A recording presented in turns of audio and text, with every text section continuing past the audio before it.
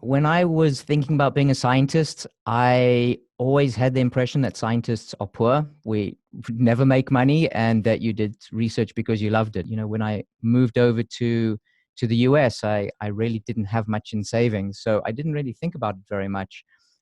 So I had to learn from scratch once I moved to the US, and once I had a little bit of income to invest, that's really when I started thinking about what I wanted to do with it.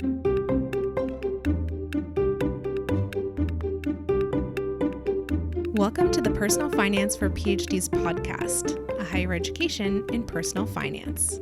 I'm your host, Dr. Emily Roberts. This is Season 6, Episode 8, and today my guest is Dr. Sean Sanders, Director and Senior Editor for Custom Publishing for the journal Science and Program Director for Outreach.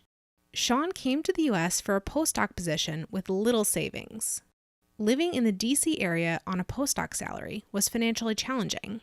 He didn't start to make real progress with his finances until he left his postdoc for an industry job, which more than doubled his salary. Sean and I discussed the strategies he has used to build wealth in the last decade or so, from moving to reduce housing expenses, to retirement investing, to purchasing real estate. We have a particularly involved and enjoyable discussion of Sean's passive investing strategy and the mistakes he made in the past. We also swap recommendations of personal finance websites, books, and podcasts. Sean is now on track to retire early, and I'm sure his story will give hope to other PhDs who have or will enter their 30s without any appreciable savings. Without further ado, here's my interview with Dr. Sean Sanders. I'm delighted to have joining me on the podcast today, Dr. Sean Sanders. Sean works for AAAS, and actually we met recently and did an event together at the end of 2019, Physical Fitness for Scientists. We'll link it up from the show notes. It was a great event that Sean moderated, and I was part of the panel. That's how we first connected.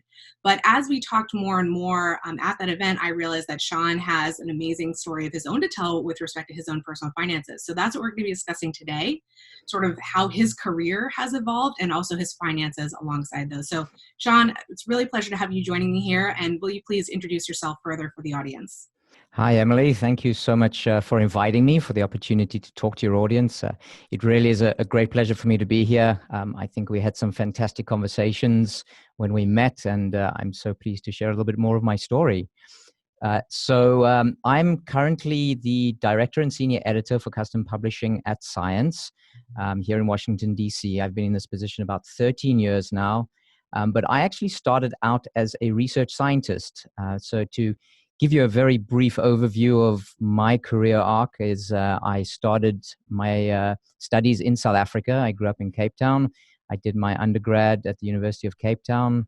I then did a 1 year, what we call an honors degree, which is equivalent to a 1 year master's. I took a break for a while, and then I did a PhD actually at University of Cambridge in the UK. I was very fortunate to get in there. Following that, I moved over to the US to do a postdoc at National Institutes of Health, doing cancer research. I then moved on to a second postdoc at Georgetown University. I was there for about a year and a half, and then a few things happened, which we'll probably get into a little bit later in the podcast. And I ended up moving into industry, into a small biotech company where I was for about 3.5 years, and then got laid off from that. And that's another story in itself. And then I moved into publishing, and I joined the journal Biotechniques for a couple of years. And then I finally got an offer at Science, and I've been here for 13 years now. So it's quite a convoluted journey, but it's been really interesting. And obviously, I've learned a lot of things along the way. Yeah, loved it. We'll be hearing about a few of those as we go forward. So going back to your days in training during your PhD and your postdoc, was your plan to stay in academia, and that changed during that second postdoc? And then alongside that, with your plan to be in academia, how were you handling your finances at that time, and what was your view of finances generally? So, when I was thinking about being a scientist, I always had the impression that scientists are poor. We never make money, and that you did research because you loved it. And that's what I wanted to do. I really had a great passion for research. I really enjoyed investigating. So that's what I wanted to do. And when I was doing my undergraduate, I didn't really think about finances. I didn't have much money. Even when I moved over to to the US, I really didn't have much in savings. So I didn't really think about it very much. I had to learn from scratch once I moved to the US. And once I had a little bit of income to invest, that's really when I started thinking about what I wanted to do with it. And you're referencing your move to the US. Is that a thing in and of itself, your move to the US, or is it more that you were just advancing in your career and it was a later stage and you were earning more money? I think it was a little bit of both. I mean, I was a student through the time that I was in the UK at Cambridge University, and as a student, I had a very generous scholarship from the Wellcome Trust, and I actually managed to save a little bit of money to bring over to the US. But it wasn't more than a few $1,000s, so I really was starting from scratch. So I didn't have any income to save, and at that point, I didn't even know what a retirement account was. Yeah, I mean, the transition to the US also comes with getting used to a whole other financial system, which I think we'll talk about more in a moment. So your view was that scientists are always poor. That was your plan. I mean, did you think that would even be the case once you got the tenure track job? Like you just really thought that was going to be your whole life?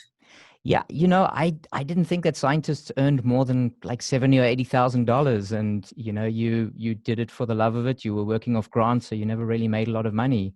So I didn't ever think that I would be able to retire anytime before 65, 70. Got it. But you mentioned earlier that sometime during your second postdoc, something happened, something changed. So can you tell that story, please? Sure. So as I said, I was at NIH for about 3.5 years, and then I moved to Georgetown University. And one thing that I should share with everyone is coming from South Africa, when I moved to NIH, I was on a J1 visa. And I'm not sure if your audience are familiar with this, some probably are, but it's a training visa. And while you're on that training visa, you're essentially like a student. So you don't pay taxes like a worker does, and you don't pay Social Security, you don't pay Medicare, any of that. Now, the advantage of that is there's more money in your pocket. The disadvantage is you don't have that social, safety net. But when I moved to Georgetown University, I got onto an H visa, which is what I wanted because that's a working visa and enabled me to stay in the country for longer and also progress to a green card, which I eventually did. But what comes along with that is all these other taxes. So I ended up I had to pay federal tax, I had to pay state tax, I even had to pay county tax in Montgomery County, which was a huge surprise. So when I was thinking about this job and looking at the finances and seeing what they would pay me, I didn't even think about all these additional taxes. And I didn't do my due diligence. And that really came back to bite me. So I after want to being add in there that this is not even necessarily a story that's unique to someone, switching visa types or anything or becoming a resident. This is something that can happen, I think, even moving from graduate school to the postdoc level or postdoc to another type of job. And the reason is not regarding income tax, but regarding payroll tax. So as graduate students, generally speaking, students don't pay payroll tax that is for Social Security and Medicare. They have a student exemption. And also anyone who's not receiving wages, so anyone on fellowship, non-W-2, they also aren't paying payroll tax. And so getting out of those kinds of training stages, that payroll tax it's like 7.65% on the employee side. So it's like if you weren't expecting that, it can be a shock. Mhm. For you, the shock was bigger because it's not only payroll, but it's also income taxes and other things. But Right. just want to point out, like, other people need a little heads up about this as well. Right. And I wasn't completely ignorant to the federal taxes have to pay, but it was just everything at the same time.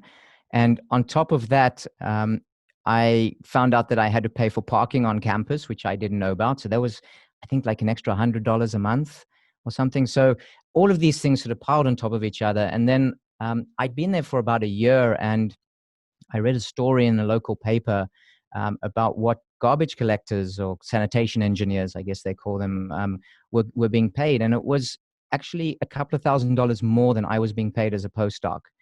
And, not to take anything away from any kind of employment, it's all honest work, but I felt that with all the work that I put in to get these higher degrees, I really wasn't doing myself any justice by being in a position where I wasn't getting paid what I thought I was worth. So I made a decision at that point to start looking around, and I started doing a search for a job in industry, and I was very fortunate to find something up in Massachusetts. The thing is, something that probably affects a lot of your listeners is that you can't always make easy moves geographically. Some people have families, they have kids, they have spouses. I was in the fortunate position that I could. So I looked very broadly around the country. I looked on the West Coast. I looked up in New England, and I found a great position in Massachusetts. And almost instantaneously, I more than doubled my salary.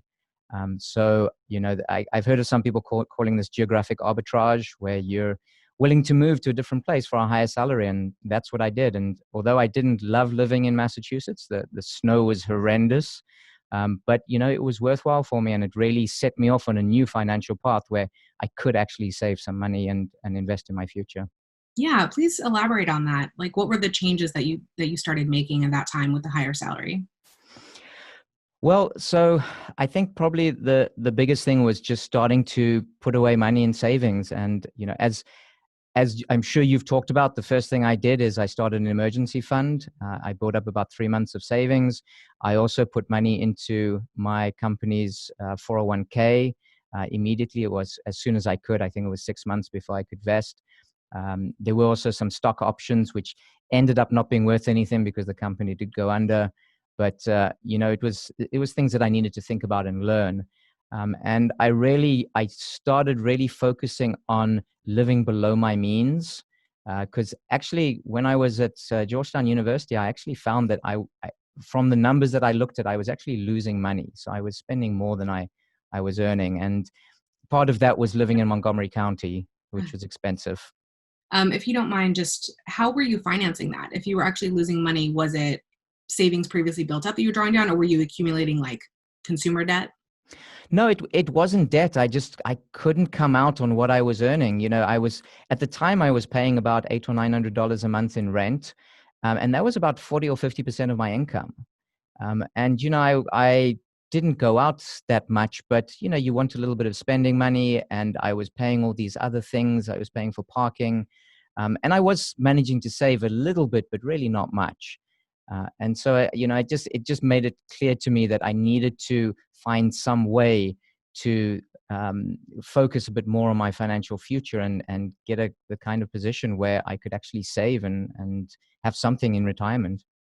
Yeah, one thing that I discussed during the seminars that I give at universities, one of the points I try to make is that um, there's a lot that you can do within your finances while in training regarding, frugality and finding, the low rent place to live or what have you. But ultimately, the best thing you can do for your career is to finish that training, be out of graduate school, be out of the postdoc, and get that full salary. The point that I'm trying to make is, although I love to talk about frugal strategies and I love to talk about side hustling and all that stuff, none of that should distract you from just progressing in your career and moving on and getting that higher salary. So Mhm. when you did that, when you achieved that and you decided, okay, we're ending this postdoc, I'm getting another type of position, you said that you were focusing on living beneath your means, but I wonder how that compared to your lifestyle when you were at Georgetown. So like when you got the new job, did you consciously increase your lifestyle in any way, yet still live beneath your means? Or were you trying to keep it pretty much feeling like you had during your postdoc?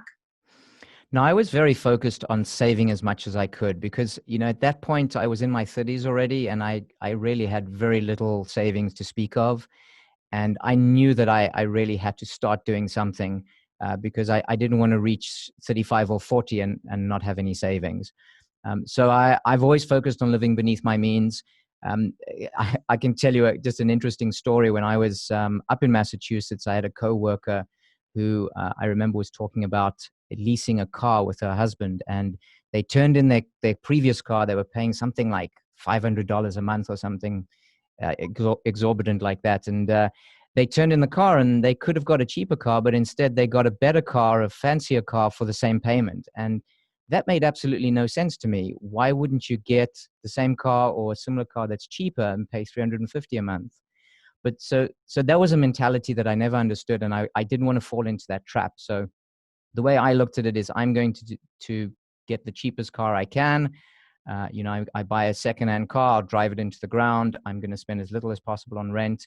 And in fact, what I did is I moved 3 times in 5 years while I was up in Massachusetts, both to get closer to work so my commute was shorter, but also to save on rent. So the one move that I made was into a new condo unit that had just been refurbished, and they were giving a special for the year and 2 months of free rent. So I stayed there for the year and then I moved. And so, again, if you're able to do something like that, you can save quite a lot of money. And I mean, it probably saved me about $5,000. Yeah, this is a strategy that I also try to mention because it's one I used during graduate school, for example. I moved a couple times specifically because, okay, our rent is increasing, like, what else is around that's available? Can you talk about how you actually executed that, though? Because it is a really daunting thing to both research a new place to live and then actually execute the move. And it can be expensive, too. So how did you do this and still come out ahead financially? So as far as moving, you just got to have very patient friends who are willing to help you move. And I always depended on them. I tapped into my network, and I'd hire a U-Haul and throw everything in there and move to the next place. And actually, just to add a little bit to the story. So once I'd been at this company for about 3.5 years, the company ran out of funding. We were venture capitalist funded, and I got laid off along with most of the rest of the business. And so I decided I'd have to move. I couldn't afford the apartment that I was in. And so I moved from a 2-bedroom apartment to a 1-bedroom, a little bit away from the main part of the city. So it was cheaper. The commute was a little bit longer, but it was definitely worthwhile. So again, I saved quite a lot of money that way. But to your question about how I did it, I would just always be keeping a lookout for new places. And both as I drove around and online, I'd constantly be researching to see if there were any deals. And to this day, I do things like that with, for instance, CD rates. I look, every couple of months just to see where the certificate of deposit rates are, see if I can get a better deal somewhere. If there's a good savings account that I can move my money into, my emergency fund, just to get maybe a 0.5% or 1% more. Yeah, so it sounds like you're just kind of keeping a pulse on the market. Different whatever markets you're involved in, you're kind of keeping an eye on it to see if there's a better deal available. Okay, so when you increased your salary, you moved to Boston. Eventually, of course, you found yourself back in the DC area.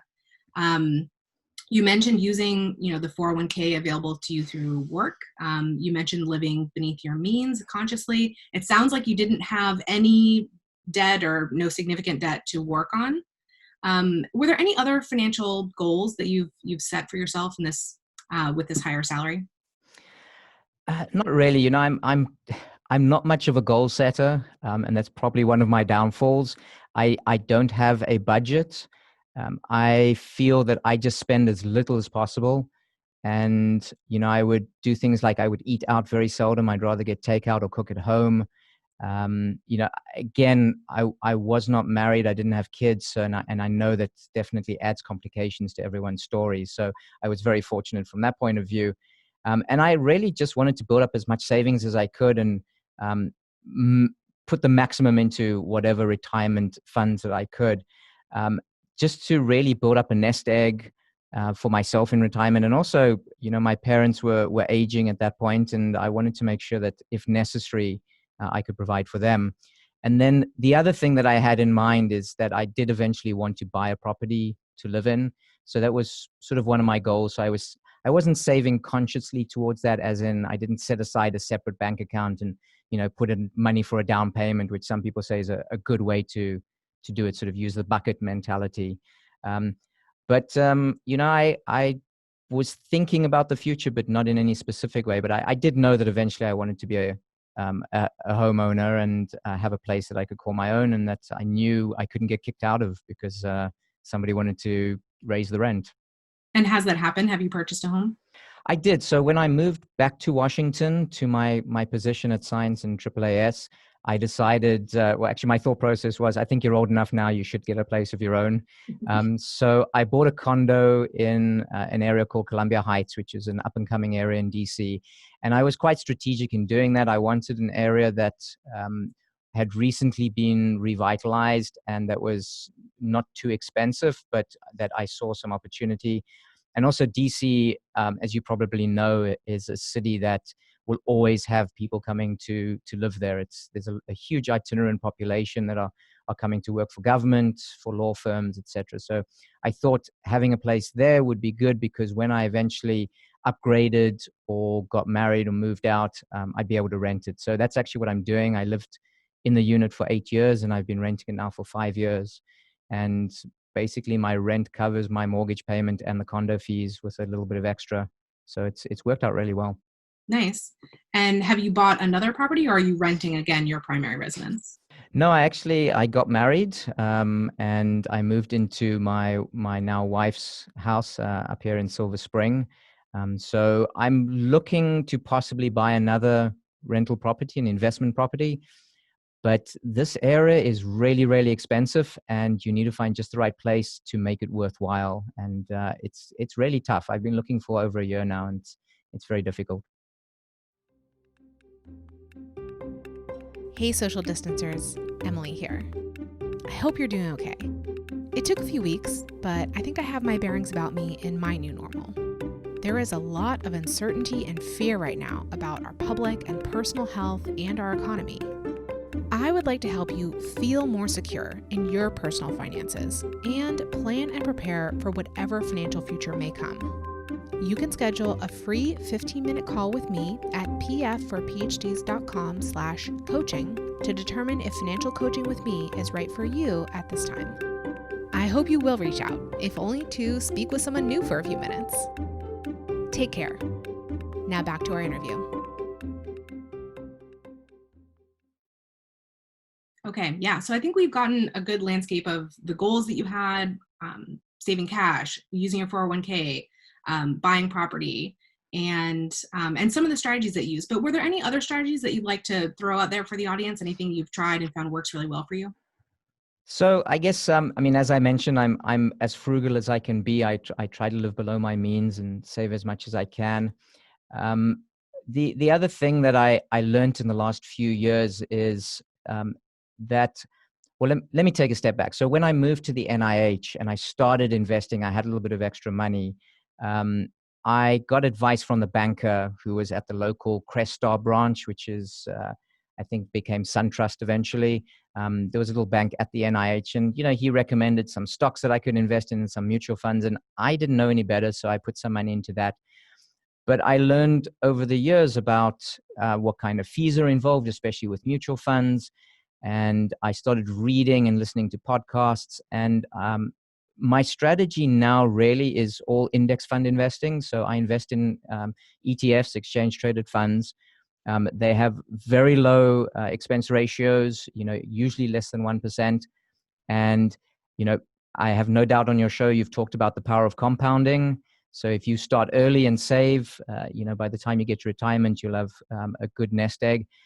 The same applies for expenses, sort of in reverse, is if you have very high expenses on your investments, you're going to lose a lot of that money. So I recognized that I had not done my due diligence on the type of funds I was investing in. And there's a few people that I follow that I'll maybe mention, some of the podcasts that I listen to, who talk about index fund investing and how much more efficient it is than investing in especially managed mutual funds, where you're paying 1, 2, sometimes 3 or 4% in the expense ratio.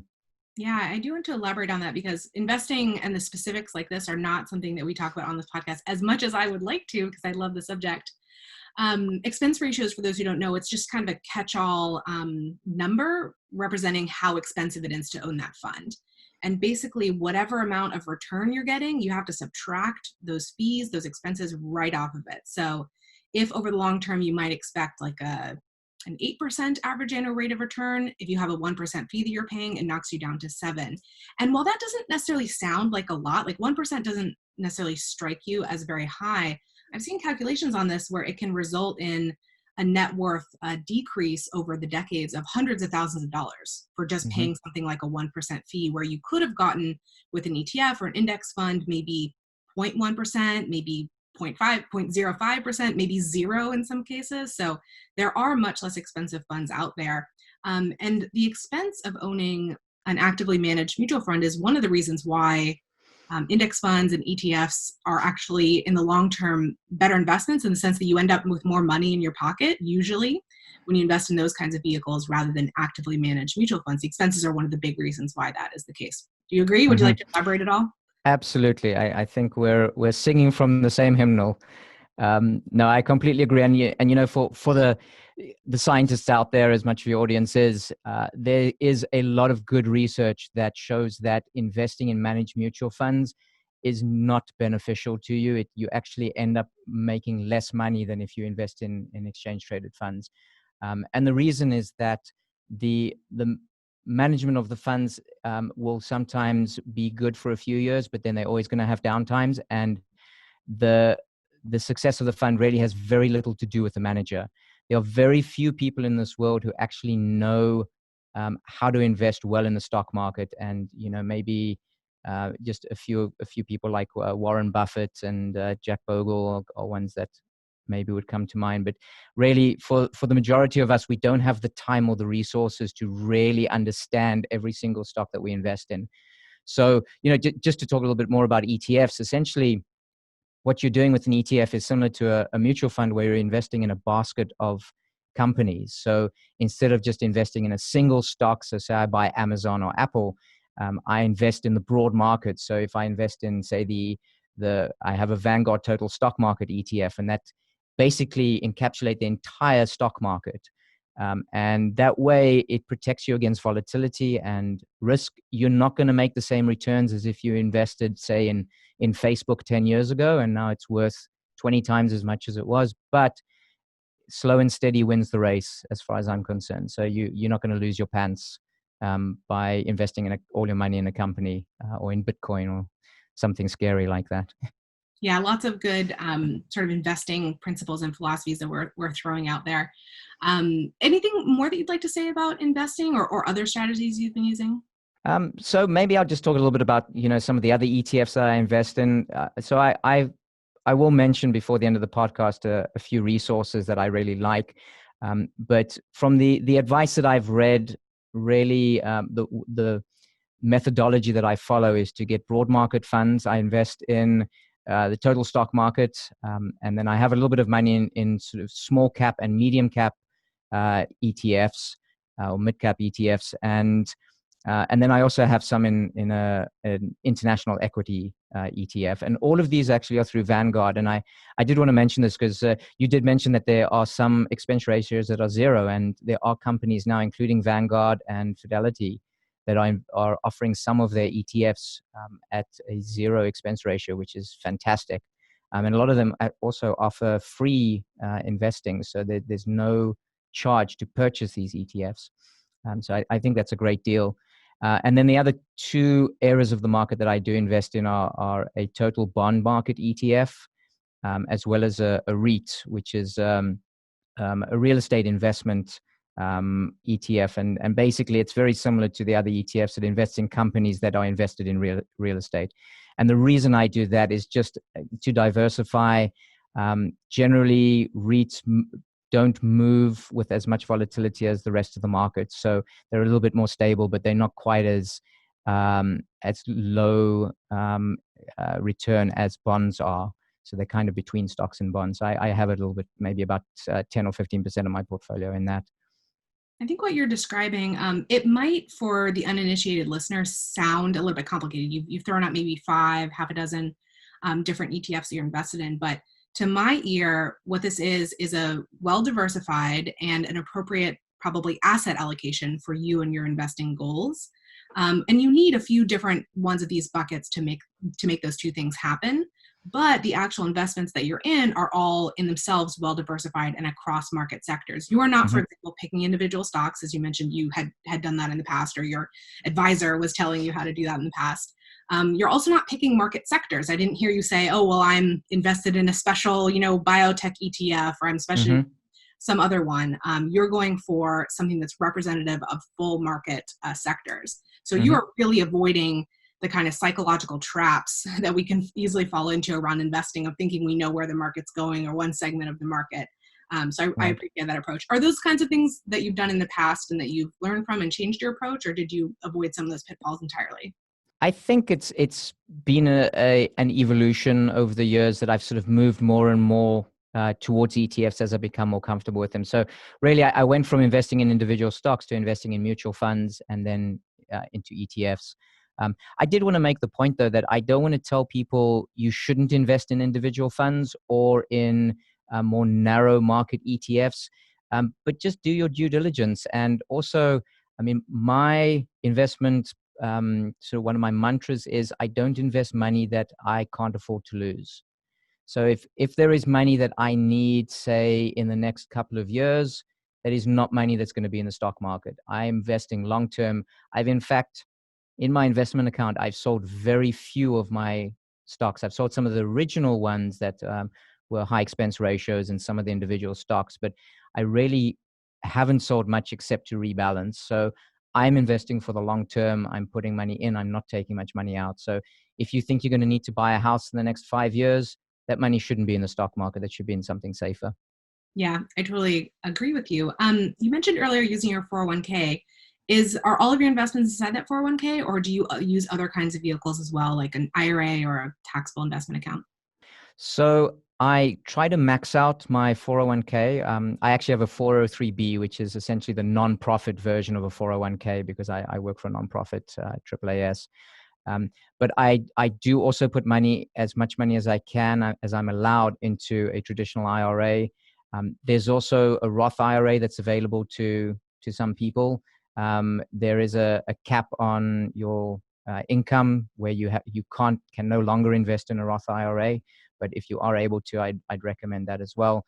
And then I also have just a straight brokerage account where I put in after-tax money. Anything that's left over goes into that.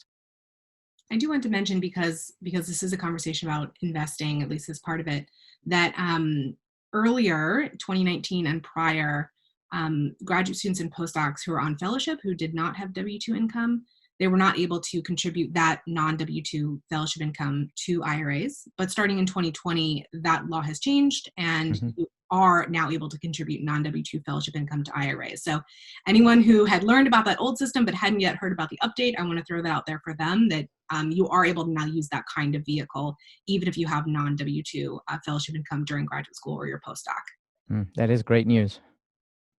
So let's talk about what we've come to, I think, is a kind of a very, I don't necessarily want to say sophisticated because it's also simple, but a well-tuned, I think, practice of your personal finances. But you've mentioned a couple times, maybe you can take a little bit more time now to say, how did you actually come to this point? How did you learn about all these different strategies and start to implement them? Because it's not something that many of us get, from our mother's knee, for example. Mm-hmm. So when I moved to this country, I was very fortunate to meet somebody who already worked at the NIH, who kind of set me on the right path. His name is Chi Kang, and he's still a good friend of mine. We've known each other for more years than I can count. But he gave me some really great advice to start off. One that I remember is, as soon as you come to the country, start building up a credit history. So even if you don't need credit, take out a small loan for a car or something like that, because you really need that later on in life if you plan to stay in the country. But really, I just enjoyed reading articles online, reading books. I'm something of an autodidact, so I like to learn myself. I don't necessarily like being taught things. So I just love to read as widely as possible.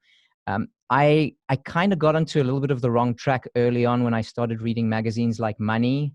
And they used to make my head spin because they're always jumping around from the latest thing to the next latest thing that you need to invest in. And I realized when I learned a bit more that they're really just selling a magazine. I don't think there's really good information there. So, once more articles started getting online and more podcasts became available, that really became my primary source. There's a really fantastic series that it gets quite deep into the weeds, but you can take away what you want from it. But there's a guy named J.L. Collins, who you've probably heard of, Jim Collins, who did a fantastic series on stocks called the Stock Series, and it's available at jlcollinsnh.com, and I'm sure you'll link to that in the show. Very famous, very well-known stock series. Yeah, and he's I'm probably about 3/4 of the way through that, and it is quite dense, but you get so much information from that. It's really amazing. I mean, that could be your single resource for investing for the rest of your life, and you'd probably be just fine. And he actually has a couple of really nice different types of investment portfolios, from a single ETF through to, I think, a 7 or 9 ETF portfolio. And that's actually one of the portfolios that I followed. I sort of took the 4-stock portfolio and I've based my investing on that. So I didn't come up with all of this myself, just so that everybody knows. I'm, as I think Einstein said, we stand on the shoulders of giants. And then Dale Collins published a book based on that stock series called The Simple Path to Wealth in either 2018 or 2019. So we'll link to that as well in the show notes if you prefer book over blog post form. Yep. No, that's a great one as well. And then a few other books that your listeners might be interested in is The 4 Pillars of Investing that I'm sure you've heard of. That's William Bernstein, and A Random Walk Down Wall Street, which is also a really great book. And then right now I'm actually reading for the first time in my life The 7 Habits of Highly Effective People by Stephen Covey, which isn't necessarily about investing, but it's a really great book about how to think about your life and how you'd like to be in your life. And it definitely can be applied to your investment strategy. And then if I can, I'd love to mention some podcasts that I listen to. Of course, I am a great podcast lover. Great recommendations. Of course. So, and I'm sure you've heard of a number of these. One of my favorites at the moment is Afford Anything with Paula Pant. She covers quite a broad range of investment and investment strategies, but what I like about it is it's just very accessible. The way she talks about these things, she explains things really well.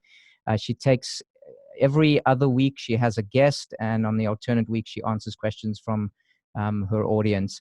I always come away from every single podcast with some nugget of information that I can apply. Another one that I like is The Mad Fientist. That's like scientist with an F instead of the SC.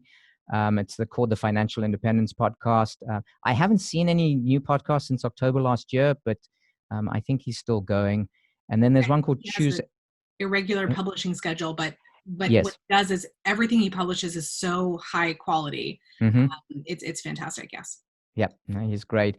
And I also love the graphic that he has for his podcast. He's a crazy guy in a lab coat. And then the other one is The White Coat Investor with Dr. Jim Daly. Now, this is actually specifically for medical doctors, but I think a lot of what he talks about is applicable to everybody and also to, specifically to scientists. And then, of course, there's Planet Money and The Indicator from NPR, which I think are just really great podcasts about the broader macroeconomic principles and really very interesting, accessible content that can help you learn about sort of how the financial world more broadly works. I like those two. They're not exactly, well, The Indicator more so, but they're not exactly like breaking news, but it sort of keeps me up to date on what's going on in the economy more broadly without being overwhelmed by like daily, content. Like I used to listen to Marketplace, for example, when I had more time, and I liked it, but it's a lot every day to be all the information. It's not all shakes out to be really that important in the long run. So I really like Planet Money and The Indicator for that. Yeah, and I like the way that they sometimes take a different look at the economy, or they'll take something that you think has nothing to do with the economy and apply economic principles. I think I cut you off a little bit, but I think you were going to mention Choose FI as well. Yes, Choose FI was the last one. So this is a new one to me. I haven't really had much of a chance to listen to it. I've binged on a few episodes. I find that I have too many podcasts that I want to listen to, but I get to it when I can. And they also really have some fantastic information. And this, if folks don't know, this FI term refers to financial independence. Some people call it the FIRE movement, financial independence, retire early. And this is something I've only started learning about in the last few years, but it really resonates with me. And, sort of harking back to what I said previously about thinking that, I would just have a straight career path and retire when I was 65 or 70. This really gave me some insight into how I can change up that story. And, and I'm actually on the path and intending to retire hopefully within the next 5 years. So I'm hoping by the age of 55, which will give you a clue to how old I am. And, it gave me some confidence to look at my finances and say, maybe I can do this. Yeah, I'm glad you mentioned the FIRE movement, because as you were talking and telling your story, I could tell that you would find a home within that movement if you hadn't already, which it sounds like you have. As it's become more popular, you were on this path before it really exploded. But I also really love Choose FI. We're recording this in March 2020, and I just like a couple weeks ago finished listening through their entire archive, which was like an 8-month project, as I was, of course, listening to the podcast as well. So it was a big thing to tackle, but I think it was really worthwhile. Even though I don't necessarily consider myself part of that movement, I got a ton out of all of that content. And actually what you said earlier reminded me of one of the hosts, Brad Barrett's little mantras, which was, he basically says he doesn't keep a budget yet either. He just says, well, I just default to not spending money. I'm just going to save 100% until I decide that something is worth spending on. So that reminded me of sort of your philosophy as well. Absolutely. Since we're swapping podcast recommendations, I will add one more, which is So Money with Farnoosh Torabi. And she does 3 episodes a week. Her Friday episodes are Q&As, and then she has guests on Mondays and Wednesdays. And she has a little bit more of a women in money and women in entrepreneurship like spin on the personal finance content, but still very strong in personal finance. So I really love that one as well. So I think we're now down to our last question, which is, what is your best financial advice for another early career PhD? So I think we've probably touched on all of these. I would say that the top 4 that I have is remember the awesome power of compounding. Start early, save as much as you can. I know there's plenty of calculators out there that you can play with online and see, if you save even $20 a month or $50 a month when you're doing your PhD. I know it sounds like a lot, but if you just save whatever you can, when you get to retirement age, you will have a good nest egg. The way that I like to phrase that in my seminars is never discount whatever small amount of money it is that you can put towards investing when you're early on in your 20s or your 30s. Never discount that, because it will add up and compound to being just a startling amount of money. Yeah, absolutely. And I completely agree. The other one is educate yourself and do your homework. We all make mistakes. I certainly made my share. But I guess I'll add to that one of my other mantras, which is the perfect can be the enemy of the good. So there's never going to be a perfect investment strategy. Things are going to change. You're going to learn as you go, but just do something, start investing, even if it's very small.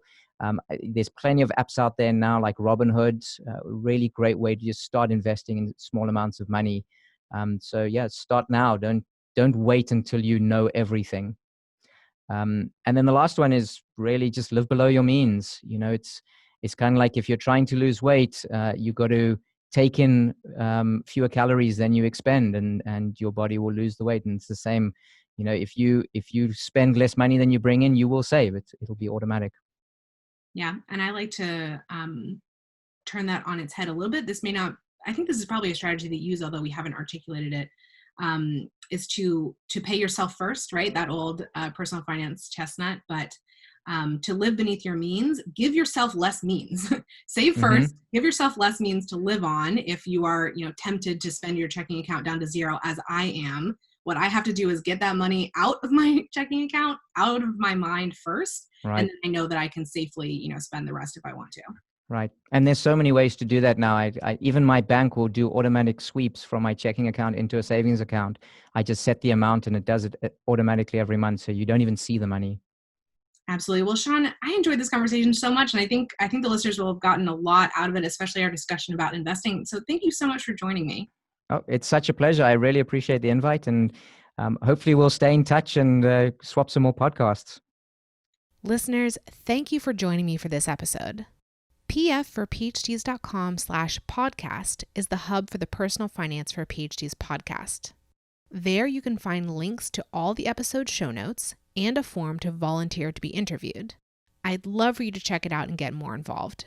If you've been enjoying the podcast, please consider joining my mailing list for my behind-the-scenes commentary about each episode. Register at pfforphds.com/subscribe. See you in the next episode, and remember, you don't have to have a PhD to succeed with personal finance, but it helps. The music is Stages of Awakening by Poddington Bear from the Free Music Archive and is shared under CC by NC. Podcast editing and show notes creation by Lourdes Bobbio.